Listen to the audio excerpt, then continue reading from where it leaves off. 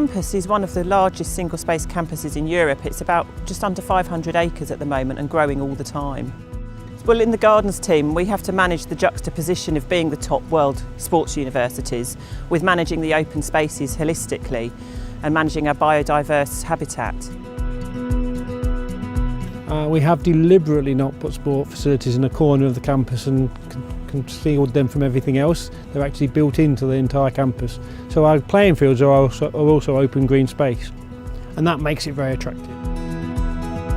We're known at Loughborough for being an elite sporting campus. The campus is predominantly green, but what we're probably less known for is how biodiverse our campus is and how much we focus on enhancing and maintaining the natural capital.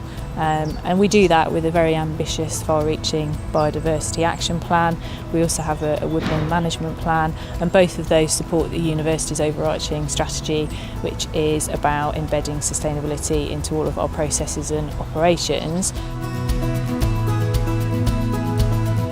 What's beautiful about our playing pitches is we do very much recognise the importance of making them sustainable. And very well looked after, but very sensible use of maintenance equipment, brown watering systems, irrigation isn't using any fresh water. We have lots of experimentation going on. So for example, we work with cricket. We've introduced some hybrid cricket wickets. That's mixing synthetic and grass surfaces to make them much more durable. So we're getting more games out of pitches than anybody else.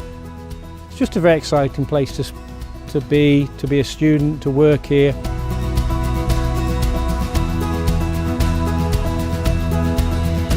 This year we've tried to reduce the amount of pesticides we use. We've got a lot more habitat corridors now under hedgerows. We do a lot less mowing. We mow rides in wildflower areas instead of mowing the whole lot. So it looks managed, but it's actually got the wildlife habitat going on. And all the while we're trying to think of new and innovative ways to garden more holistically while still maintaining these pitches and these top-class sporting facilities.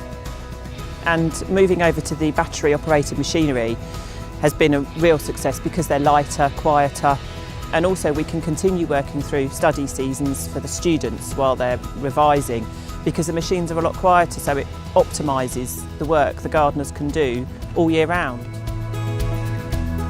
We have a very high turnover of matches and coaching, so we need to be working around players and practices.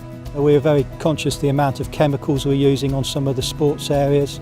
The weed burner can only be used on hard surfaces, so we use it on our American fast dry clay courts to burn off any weeds that come up there, plus some of the surrounding paths.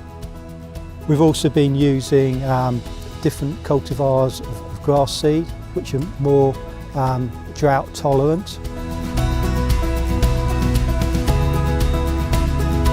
Students can access both the informal areas and formal areas for their training, but it also means that we're able to build in other projects around things like the Fruit Roots project, which is much more community-led.